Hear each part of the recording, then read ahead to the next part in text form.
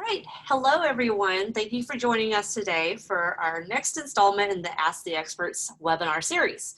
Today we're going to be covering the building effective business rules within the EnterWorks platform. As you know, when you were registering for this webinar, you had the option to pre-submit questions, which we will be answering today. During the presentation, you have the ability to submit questions through the Q&A feature. However, due to our limited time and complexity of our scenarios, we will follow up with questions that are asked after the webinar has concluded. And yes, this session is being recorded and will be distributed to everyone in the following days, or can be found within the resources area in our website, goamplify.com. Without further ado, let's go ahead and get to know our experts.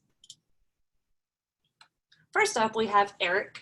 Eric Gilboe is a principal architect at Amplifi with more than 10 years of PIM MDM experience as a business user, IT lead, and consultant.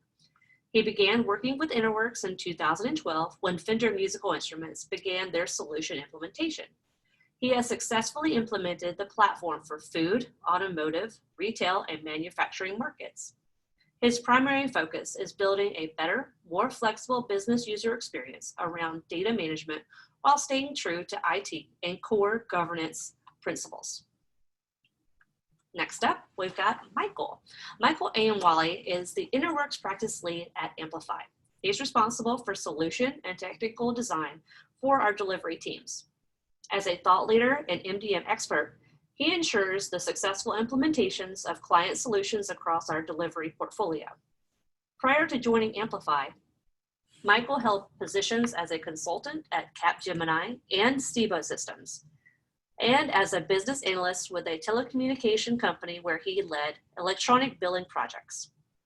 Last but definitely not least, John Jones is the Chief Technology Officer at EnterWorks, acting as principal technical evangelist and thought leader, providing long-term vision to ensure the delivery of efficient, scalable, and secure enterprise MDM solutions. John joined EnterWorks in 1998 to deliver an innovative real-time data integration solution sponsored by the Defense Advanced Research Project Agency, or DARPA, to bring together critical information from a variety of governmental sources. This application platform is included in the Innovation Collection of the Smithsonian for its advanced capability to integrate and manage distributed information from diverse content sources into a single view, a transforming revolutionary concept that carries on in their projects today. All right, so what I'm going to do is I'm going to hand this off to Eric, and we're going to get a little bit of an overview of what we're going to be covering today as far as EnterWorks and business rules are concerned. Tracy. So the first thing we want to kind of look at are what are business rules at a core level.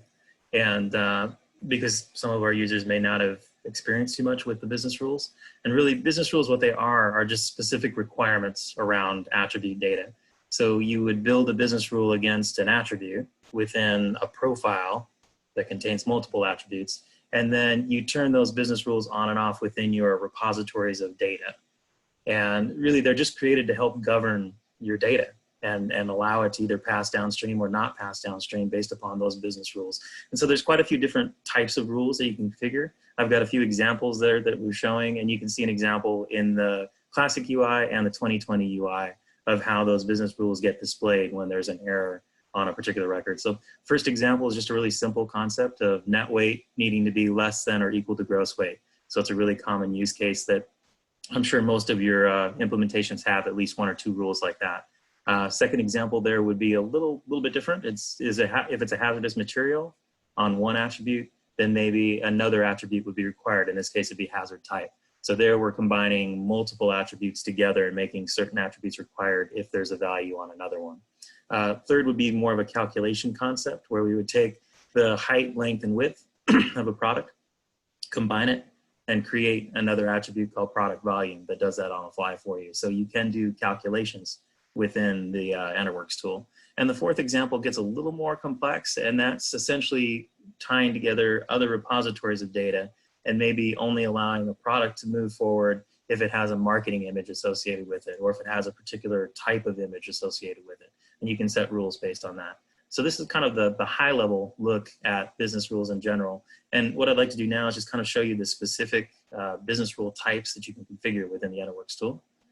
And so we've broken it out into the different groupings here. Simple rules are just that. It's essentially is not empty. You know, it needs to be greater than or less than a certain value. So it's basic concepts that you would use kind of like in any environment. If you were putting it on a spreadsheet or anything else, you'd want to have certain basic business rules there. And most of you are probably using a lot of these simple rules today in your implementations. Second would be a calculation concept. And again, you can take multiple attributes and calculate them together. The key here is that it has to be a numeric value, right? So it has to be an integer value or a decimal. You can't use varchar values to do calculations in this case. And then there's a grouping that we call callouts, and those are broken into 3 different types of business rules. There's a standard callout, there's a bulk callout, and there's a pre-save callout. And really what these do, they utilize different functions within the tool to carry out the validation rule. So a callout will use a Java process. That's typically a custom process that's written that will trigger based upon your rules and the functions, and then validate or transform data or do whatever the process is that you need it to do. But the key is there it uses a Java process. Bulk callout does the same kind of concept. It's gonna validate data and then return a result for you, but it uses SQL components rather than using a Java component to do that. And then a pre-save callout essentially uses VTL language to be able to essentially transform data, complete all those components before the record is actually saved to the table in the database. So it happens in a pre-save concept there. And then there's another rule there that's called VTL-like, which uses some of the pre-save VTL components, but it's just a little more user-friendly within the UI. So if you're not as experienced in writing velocity template language coding, the VTL-like concept is very useful for accomplishing some of the same things that you would accomplish with the pre-save callout. So I'd like to kind of move on now to some of the questions that we received, and we'll start walking through some of the specific scenarios and use some of these business rules that we just kind of discussed in play to accommodate these dual scenarios. So if we go on to question number 1, this came back, and this is an example here of where we have a supplier agreement from a supplier, and we need to have that supplier agreement in play and associated with that supplier record before we can send any products to a downstream website, like the B2B website or a B2C website. And so the question here is there a way to make the agreement required before a product can promote for that supplier?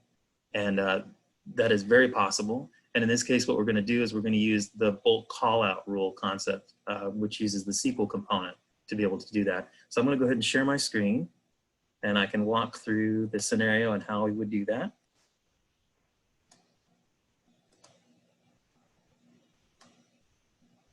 So we are in the classic UI in this case. Bulk callouts will also work from the 2020 UI, so it really doesn't matter which environment you're in. They will fire the same way, but we're going to use the classic UI for our example today. And so what we've done is we've created within the SKU profile, in this case, we've created a rule that's going to fire. And then we also created a rule in the supplier repository as well. And the rule basically says there has to be a supplier agreement associated in order for these records to go through. And so I can show you an example of that here. So we used essentially a SQL statement, right?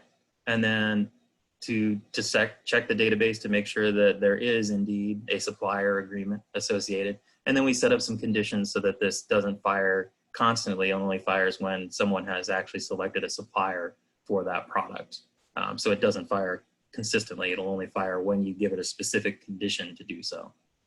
And so when we go into the supplier repository here, you can see that we have 2 suppliers. Supplier A and supplier B have a DAM link record. So they've linked a PDF of their supplier agreement to the supplier itself. And so in this case, we've got a green checkbox for these records, meaning that they're valid within the supplier repository. If we look at supplier C, we've got an error here that says that it has no supplier agreement associated. So essentially, until we get a supplier agreement here, this record will always be in error. And in this case, we did just a soft warning on this particular repository. But one of the business requirements was that we wouldn't allow any products to go forward if there was no supplier agreement attached. So we had to create a similar rule in the supplier, or in the SKU side for those suppliers. And so if you notice, if we pull up supplier A, we know that supplier A had a supplier agreement associated. So if we look at the record screen, everything's good. This record would move forward as expected. But if I look at, say, our supplier C records, we're now getting a severe warning on the record. And the reason that we're getting that is because there is no supplier agreement associated with that supplier. And so what we did is we attached the rule just to the SKU number. The thing about this is you can really attach this to any attribute that you want to within that profile. It isn't stuck being on the SKU number. So you could even have an attribute here that you create specifically for this. That's just a simple placeholder attribute to let them know. But then we've got the rule in here. And then the nice thing about these bulk callout rules is that you can actually custom design the messaging that's going to show up in here. So I really like this whenever I've got to give someone direction on what they want to do. So you can see in this case, I'm telling the user, please link a supplier agreement to the associated supplier record. So they know why it's failing. You know, it's pretty obvious what they need to do at that point. So now if I go back into our supplier concept and we edit a record, and if I were to upload a new asset, so we'll grab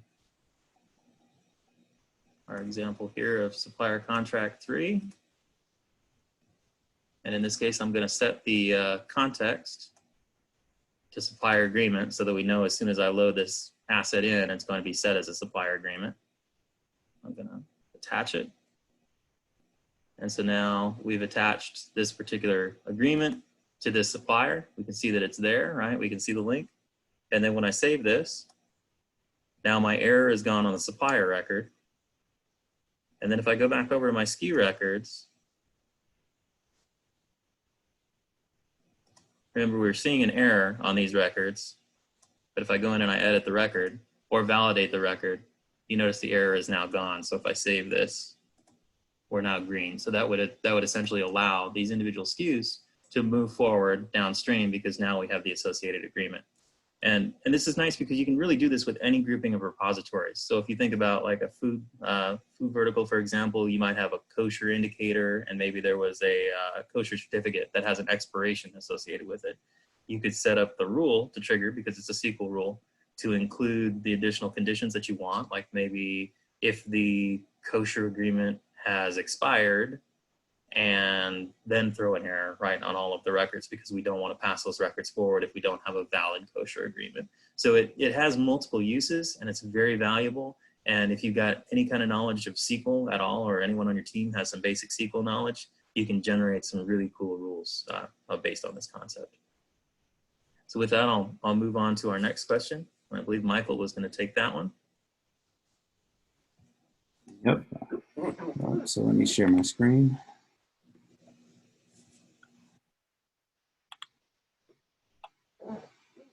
Okay, so question number 2. I have a repeating field set up for a material to allow a product to have multiple materials associated, but my business-to-business website will only allow 100 characters for any field. Currently, the multi-select values are exceeding this value, causing my website data load to fail. How can I prevent this? So yeah, we can definitely prevent this issue from occurring within Enable. So I'm going to navigate to Enable here. And what we have is a business rule that's leveraging the callout that Eric has mentioned. So if I go to the actual business rule,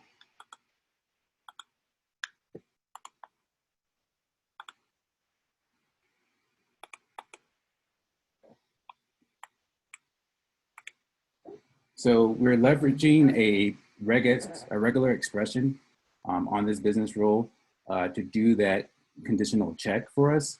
So as you see, we have the regular expression formula here applied to the business rule. And then it has a message stating that the product JSON must be 100 characters or less. We did tie this rule to a condition, so it doesn't trigger each time the record is open. So basically the rule is being triggered when the value is not empty for this particular attribute. So let's navigate to an actual record. So in this case, I'm going to open my product record.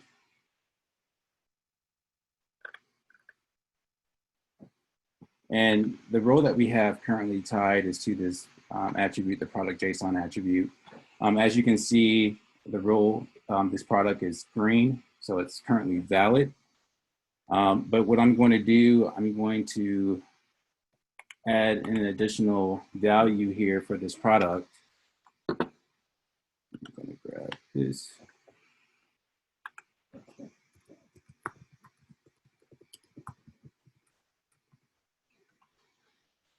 And then I'm going to apply a value.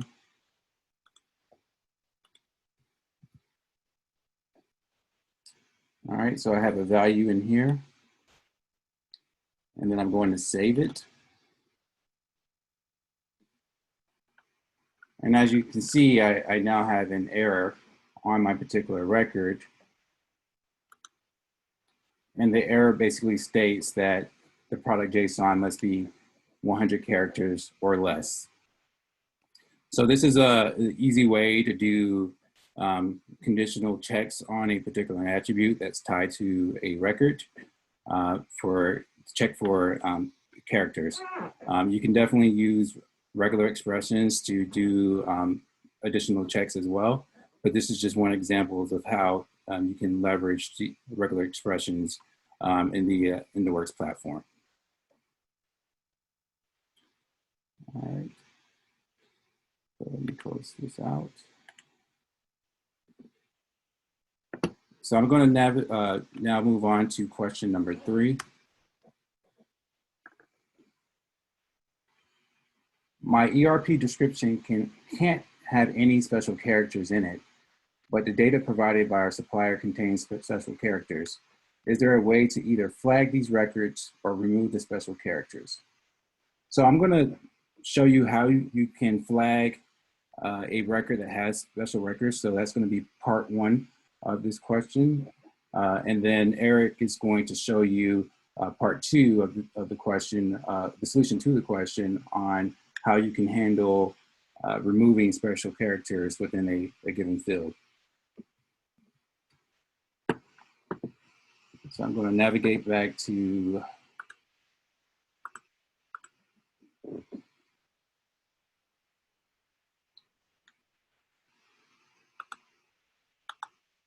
I'm going to open the rule.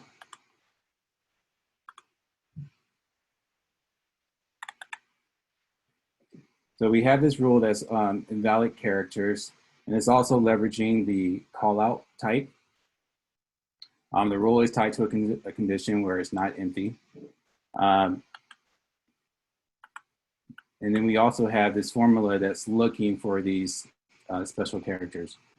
So if you have a use case where you may need to include the trademark signal or any other type of special characters, you can definitely include those values here. So let me navigate and show you how the rule works in action.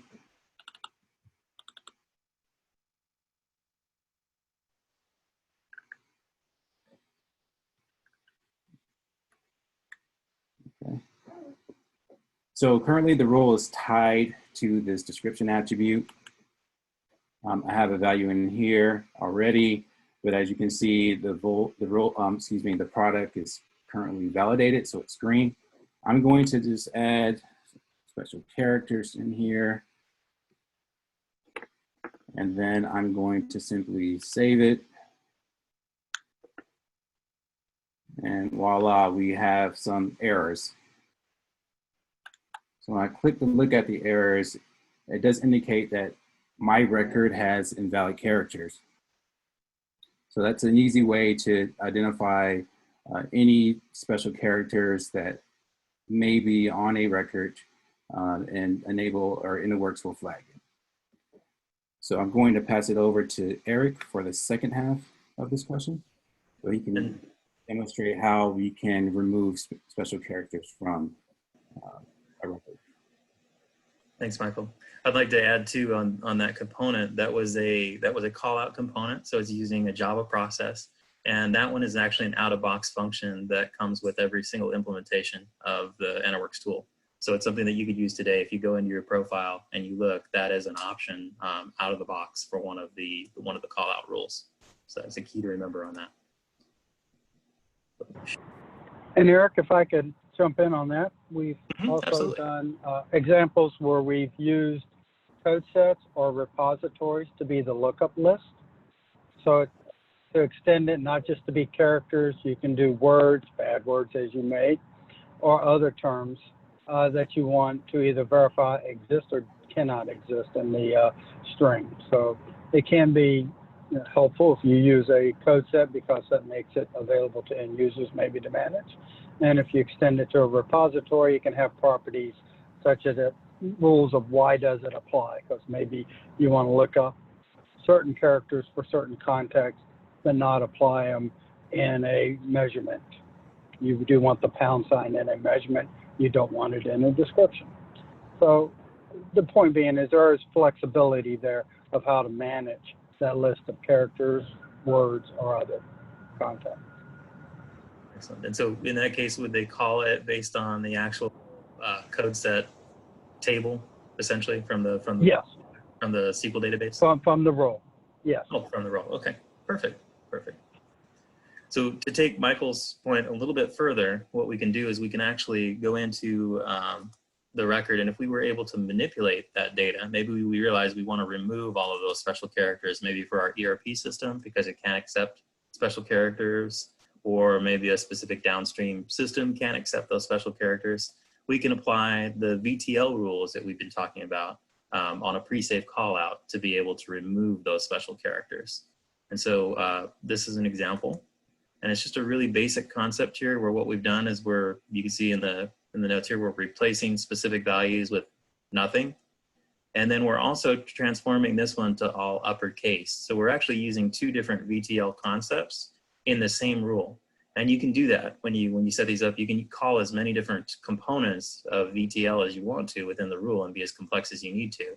But essentially what we're doing is we're just doing the replace and also converting the value to uppercase to prepare it for our ERP system. And we're doing this anytime the SKU is not empty, right? Because if the SKU name is not empty. So if there's no SKU name, there's no reason to run this particular rule. So that's one of the things to keep in mind with business rules as well, is you always want to try and set a condition up so that it only fires when you want it to. You don't want to necessarily fire it every single time someone opens a record, particularly with some of the heavier components, like some of the callouts take a little more processing time, right? So the key is to manage that from a performance standpoint, just to always try and assign some sort of a condition to that component. So we have a condition there in place. We've got it set up to transform. And if we look at a record, I'll open up the SKU repository here. And you can see that I've got a whole bunch of crazy characters mixed in with this SKU name description, right? So let's assume that this came from a supplier, and for whatever reason, they decided to throw in all kinds of crazy characters. What we've done is we've created a separate attribute here that this data gets transformed and moved into. And in this case, we're calling it our SAP SKU name because the ERP system they're using in this case was SAP. So when it says blank right now, but if I save the record, and what it does is it runs that performance, right, or that business rule, essentially converts everything to uppercase, and then we apply it to that new attribute. So we can see now the SAP SKU name, it replaced all of our little % signs and the @ signs and everything else, and it capitalized everything. So then this becomes much more proper for SAP in particular, where lowercase is usually not accepted, or maybe like AS400 or some of your older systems that can only accept caps. So this is a good use case for that. You could also add an additional business rule to this SAP SKU name to maybe set a length. So maybe you only allow a maximum length of 65 characters because that's what your ERP will allow. And so if your user here had submitted, or your supplier had submitted something that was 100 characters long, because that's okay, you accept that for their general SKU name. it would throw an error just on the SAP SNU name, and then you could manage it from there as well. So there are ways to combine business rules together to get the results you want to, and that's always something to kind of think of within that term.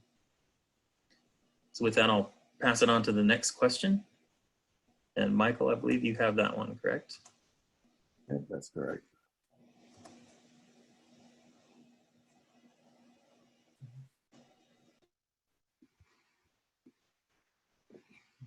All right, question number 4. I need to update a value for an attribute if another attribute in the repository has a specific value. How can I do this? So this is a very common question for us. And basically what the use case is that we want to make our users' lives a lot easier when using the EnterWorks platform. So when they open a record or they're enriching a record, if we can default values as much as possible based on a given condition, that's what we want to do. So let me navigate back to enable and walk you through that process.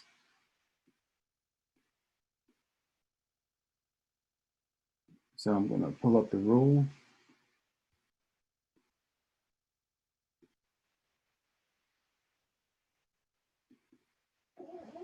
So in this case, we're leveraging the pre-save callout type.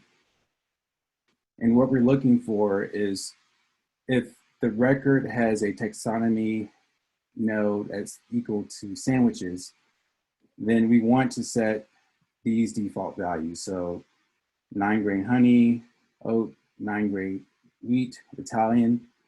And we only want this rule to trigger when the bread type attribute is empty.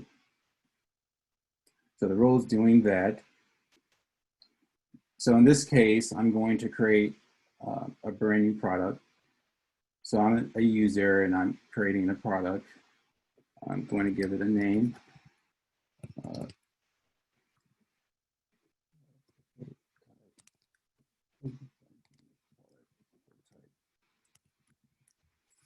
Choose.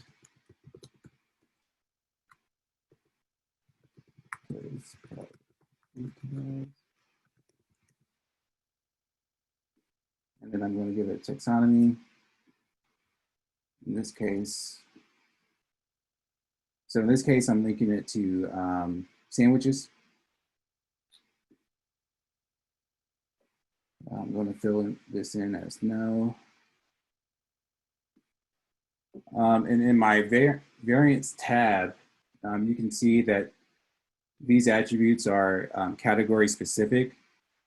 And for the most part, majority of these attributes are empty, except for type 2 and type 3.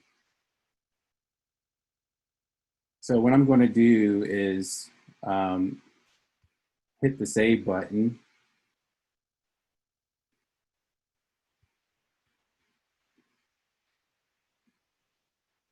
And as you can see, we have our default values set on these given attributes. So instead of having the users coming here to, manually select, attributes or multi-values to move over, the rule actually does that for you. And likewise, you can edit these records and simply remove them as well. So this is a good way, simple way of setting default value requirements that you may have by leveraging VTL rules within the EnterWorks platform. And with Michael, this that one was as a very good demonstration. Oh, go ahead, Eric. Oh, No, I was just saying that's a gonna... good demonstration.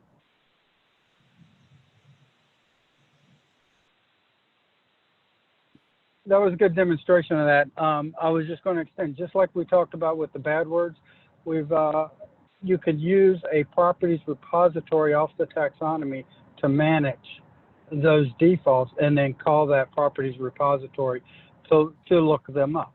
And it can be very powerful if you want to have defaults for each one of the nodes or for certain selected ones by adding the attributes in that repository and having selected the values for them, it would use that value list as the defaults by that trigger event as you just did, by calling it out.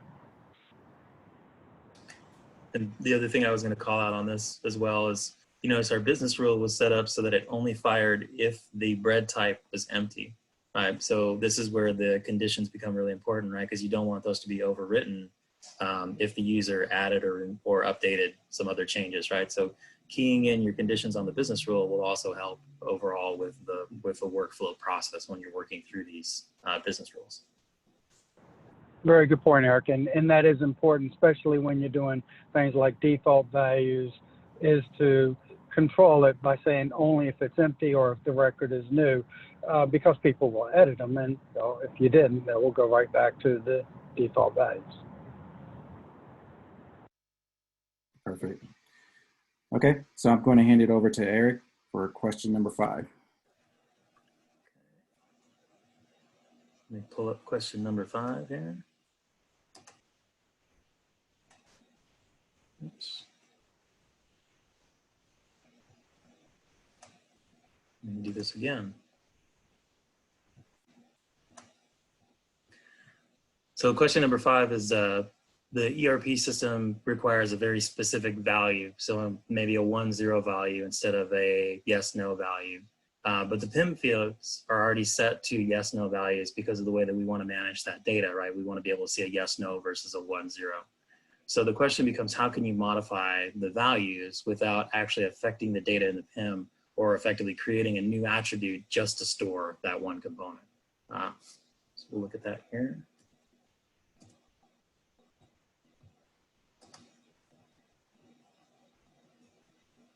Share my screen.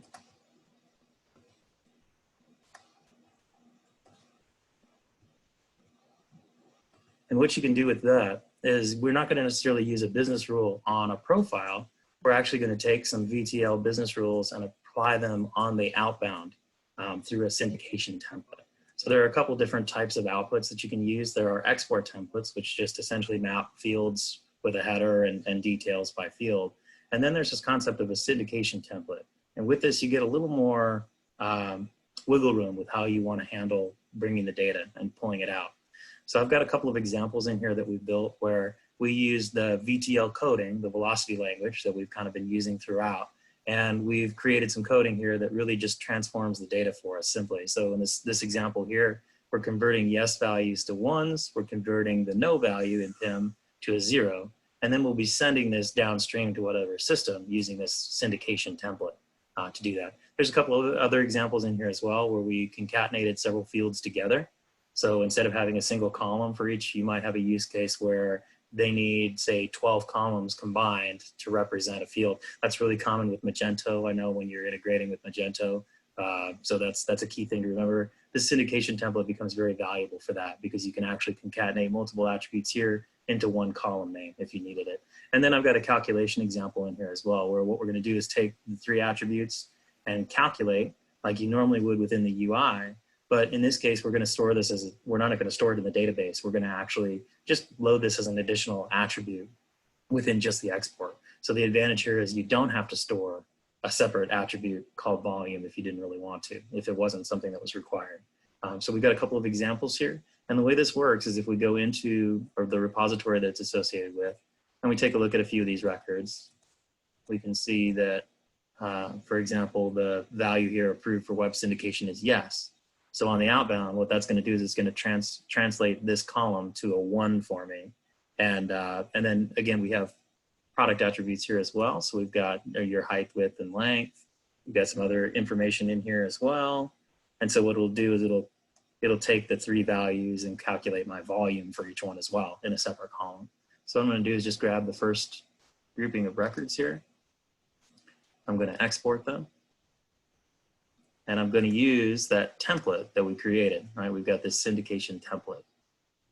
And so if I export the data, then what ends up happening is all of those rules fire on the outbound component, right? So they're not applied to a specific attribute in the PIM at this point. They're applied to the attributes on the output of what I'm creating that I'm going to send downstream. And so if I open up this particular file, we can see that the SKU number and the SKU name we pulled directly, right? We didn't do any changes, but now in this example, we converted everything to a 0 or a 1 value instead of using, or if it was blank, it's a blank value, right? Because it maybe we're not going to send a value in this case. I didn't restrict it to only 0s and 1s. You can see here I've got a header that I created that doesn't necessarily match the name of the field. So you can name the header whatever you normally would, like you would through a normal export template. And then here's a concatenation example where we pulled a couple of attributes together. So we've got biscuit bathroom. That sounds like an exciting product. Green clothing and real tree clothing. But you can see how it concatenated the attributes together into a single field. And we could comma separate these. We could do whatever needs to be done for the downstream system. And then we've got a calculate example here where we took 3 attributes, multiplied them together, and ended up with a value on the output. And then the last one here is really just setting a default. So you might have on outbound, maybe your receiving system has a column that always has to be a certain value. It has to be 3 no matter what. It has to be yes no matter what. You can actually just set the header and then set the value, the default value to whatever you need that to be. And then you can use this on outbound. And you're taking advantage of business rules and business rule functionality with VTL, but you're not necessarily storing all of these as individual fields in your database and adding additional attributes to the PIM within a profile.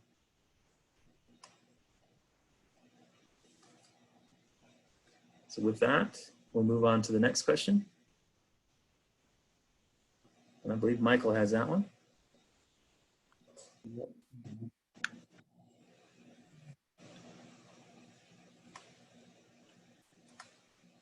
Okay. Question number 6. I need to copy data from my product record to the SKU anytime the product attribute is updated. Is this possible? So it's definitely possible. And how we can do that is by a rule. So in this example, I'm looking at a SKU record that is a child of the product, retail product record. So the rule actually is on the retail SKU profile.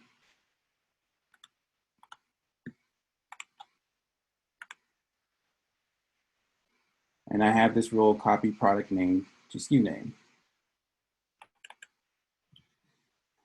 So the rule is type call out. And I actually have this rule tied to a Boolean attribute called update SKU, yes or no. And we're using this call out update distinct child values. So what the rule does, it looks at the retail product repository, and it's looking at the name, the product name, and the relationship between the product and the SKU repository is product ID. And then the rule is tied to this SKU name. So what happens is when we trigger the rule on the SKU record, it basically takes the product name from the parent and applies that name to the child. So what I want to do is search for some records.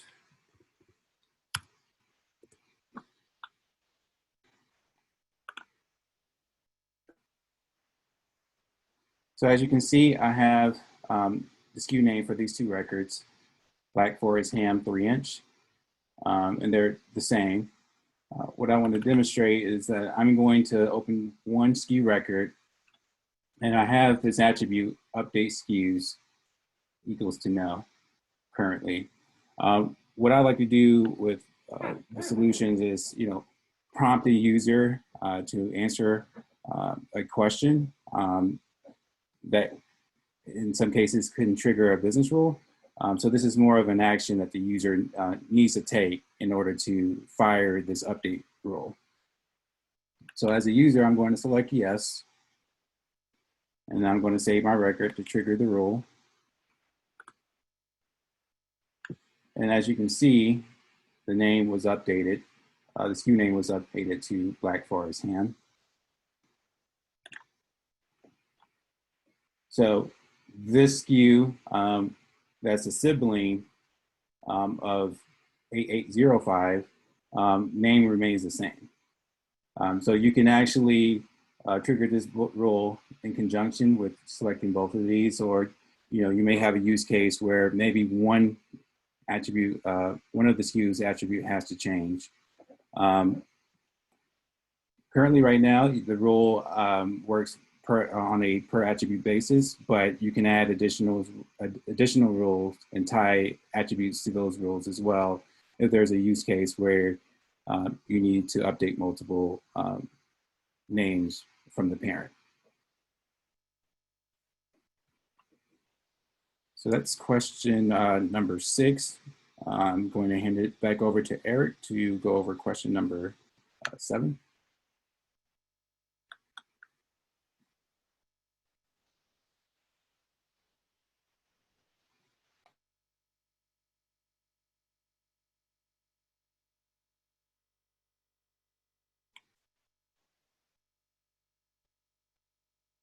Hey, Eric, you may be on mute. There we go. I was still on mute. I hit the wrong button. So question number 7 kind of relates to a concept where maybe you've got maybe an older ERP system that can only accept values within specific increments, or maybe it's just the way that everything is designed and you have to be very specific about the way that you send a value downstream. And so if somebody sends a random decimal value, it could potentially break your entire system, right? And it could break your transactional system. So the question here is there a way to manage my data and throw an error if it doesn't match the increment amount? And there is a way to do that. And it uses some of the tools that we've already kind of discussed. And so I'll pull up my screen here and we can walk through that. So Michael had already talked about the concept of the regex rules. And this uses a regex rule with some very specific components to it to pull up what we want within a record. And so if we look at the rule here, I've got the rule is set to everything needs to be in 0.25 increments. And if it doesn't follow that 0.25 increment, we're going to throw a severe error in this case, because again, if it goes downstream, it's going to blow up my ERP system or whatever system it's meeting with. So we definitely don't want this record to move downstream. And so if we go into a record and we look at any record on the list here, if I set one of those values for either gross weight or net weight to a value that doesn't match that pattern, it's going to throw an error for me. So here on gross weight, we've got it at 0.25, but let's say my user loaded it from a spreadsheet and 0.27 was added here instead of 0.25. It immediately throws an error for us, fires that rule off, and then you can see the error, and it actually treats it as a severe error in this case because, again, we don't want this data moving downstream. If I convert that back to 0.25, then it's going to go ahead and accept that as a valid record. So this is a good way to prevent anything from going downstream that you don't want to. It also ties to that concept that John had mentioned before, right? You could have a bad word list that could be associated with this that could work on that regex rule as well. And maybe if you get somebody that's sending some data and it's coming from a supplier and it may or may not be trusted, you could keep that data from moving forward if you wanted to as well. John, any additional comments on that one? No, that is the types of patterns that I would use, whether I am maintaining a repository or as a code set, or quite frankly, if it's an external system that you want to query for that list, it's all possible based on the same pattern. Okay. And with that, we'll move on to our last question here. Just pull that up.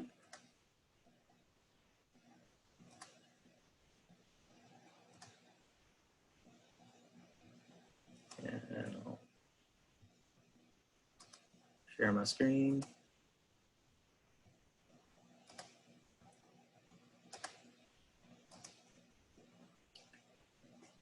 So with this question, the gist of it is that they needed to be able to have additional attributes appear and maybe even be required based upon the value of the first attribute. So if, for example, maybe there's a specific country that this product comes from or port of origin, and then maybe we need some additional information based on that that needs to be filled out that may or may not be required. We can do that, and we can set that up. And that uses a concept called dynamic attributes. And there are a couple things to kind of keep in mind with dynamic attributes. So we'll talk through that here, just one moment. And then we'll show you an example of that in place. So dynamic attributes, one of the things you have to keep in mind is that it has to use a code set, the primary attribute that's going to be used, because the way dynamic attributes operate is you select a value from the drop-down list, and then additional attributes appear at that point based upon where we're at. So if you don't use a code set, then there really isn't a way to be able to trigger that whole process. So there's a control attribute that you set up. And so we'll look at an example here of that under product. And that control attribute, in this case, we use country of origin. And so it has to be a global attribute. And then it also has to have a code set associated with it so that we can map the values of the code set to the various attributes that need to pop up. And then you can see that there's this dynamic mapping, kind of like what we do for taxonomy, right? You have a mapping between taxonomy nodes and attributes. This is the same concept, but what you're doing is you're mapping code set values to specific attributes that are going to appear. And so it's configured in there and set to go across. And then within that same profile, we have a list of what we call dynamic attributes, which really is just an option. When you're looking at an attribute here, you've got an option to make it global, category, or dynamic. And so all of these dynamic attributes will now appear based upon the values that are selected in that control attribute in the code set. And so the way we configure that is through the actual code set itself. And so if I pull up a country of origin, let's go to our hardware code sets. You can see I've got a massive list here of all the different countries. And within this code set, just like we manage a taxonomy, kind of works the exact same way, right? We're going to manage specific values here. So I've got this dynamic association built, assigned to the product profile, the hardware product profile. And what I've done is based on, instead of taxonomy nodes, based on the values here within the list, certain things are required. So I'll just click in here and we can see that for China, there are 4 attributes that are associated with it. If we go to Brazil, right now there are no attributes, but I could go in and add some of my dynamic attributes, right, that appear. And I could say, you know what, if it's Brazil, we need restricted materials and port of origin. That's now required. And then it saves that information. And then the net effect in the UI is really cool because now you uncluttered the UI, right? There's not as many attributes popping up all the time. They're also not category specific because it's a global attribute. So we're looking at something that you're going to be working with on a regular basis. So if you were working on it regularly and you had all these additional attributes that were also global, it starts to get kind of messy within the UI. So it's a little bit cleaner. And we'll pull up an example here. So if I look at a product, and right now it's assigned to the country of origin of Bulgaria, right? So if we go back to our logic here and I set it to, say, Brazil, and then I go to another tab, this is one of the things that I also like about dynamic attributes, is it triggers the event when you switch to the other tab within the data. So if I've switched this to Brazil, and I go over and just hop over to my admin tab, and I have back to the core tab, now you see that those attributes pop up automatically, right? So instead of triggering it on a save down here at the bottom, it actually triggers when you move to another tab within the UI. So personally, I prefer this approach because, you know, it allows you to not necessarily have to save the record over and over again and see all the things that change as you go through and provide your options. And then if we take this a step further, we can add business rules to these dynamic attributes. And so in this example here, none of these are required, right? But if I go and I select, say, China on my list, and I move over, I'll just move aside and move back. What's going to happen now is now I've got some records in here, and if I've got a business rule associated with them, if I save the record, now it triggers that business rule to tell me that, hey, you've selected China, the data is empty here, this attribute is required if you select this particular country. So you can get really granular with your rules. And keep in mind, you can apply any business rule to this, right? So you could apply one of those pre-save callouts. You could apply a bulk callout. You could apply a Java callout to it. You know, so you can use all those additional business rules based on this. But the trick is these just don't appear unless they're wanted, right, based upon the value that you select. So this becomes really valuable from the UI in that standpoint. I like the way that it lays out.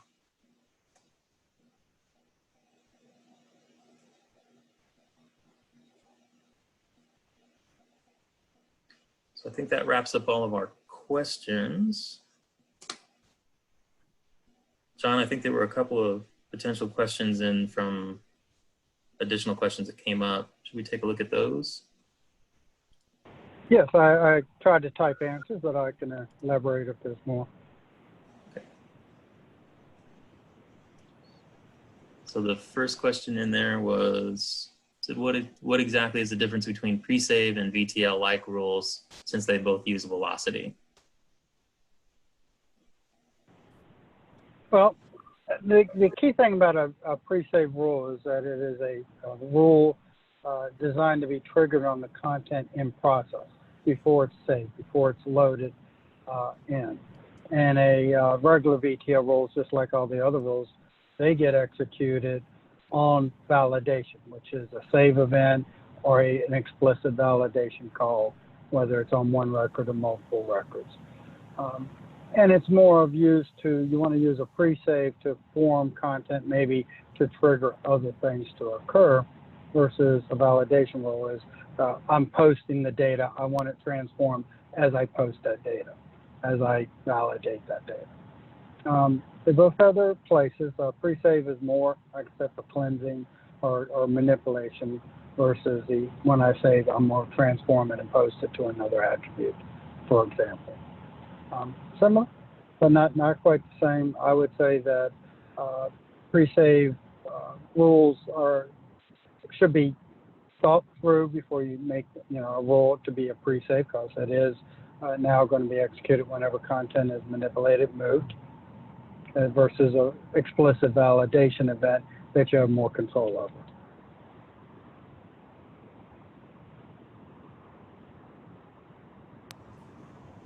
Excellent. I think I'll pass it back to Tracy then, and she can close out. All right. Thank you so much, guys. That was a wonderful presentation today. Thank you, everyone, for attending this Ask the Expert session. We are offering a complimentary one-on-one follow-up session with an expert to answer any specific questions you have, aside from those that we have already covered today. This session allows for you to have that special attention from our industry professionals to help you through your difficult challenges and pain points. If you're interested in taking advantage of this, you can respond to the follow-up email that you will get with your recording, or you can send an email directly to us at experts@goamplify.com. We hope that this webinar gave you the opportunity to see what our company has to offer. Let's continue the conversation on how Amplify can help you in your business with your MDM strategy and consulting services. You will receive your recording by email in the following days, and be sure to keep an eye out for more Ask the Expert sessions. We'll be looking forward to being your trusted resource in the MDM space. Have a wonderful day.